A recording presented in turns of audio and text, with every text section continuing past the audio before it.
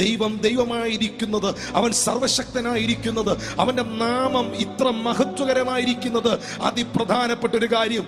ആകാശവും ഭൂമിയും മാറിപ്പോയാലും അവന്റെ വചനങ്ങൾക്ക് മാറ്റമുണ്ടാകില്ല, അവന്റെ വാക്കുകൾക്ക് മാറ്റമുണ്ടാകില്ല.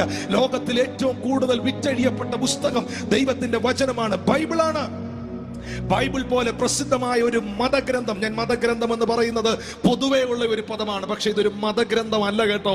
ഇതൊരു മതഗ്രന്ഥമല്ല, ഇതേതും മനുഷ്യനെയും പ്രകാശിപ്പിക്കുന്ന വചനമാണ്. ഇതൊരു മതമല്ല, ഇതൊരു മാർഗമാണ്.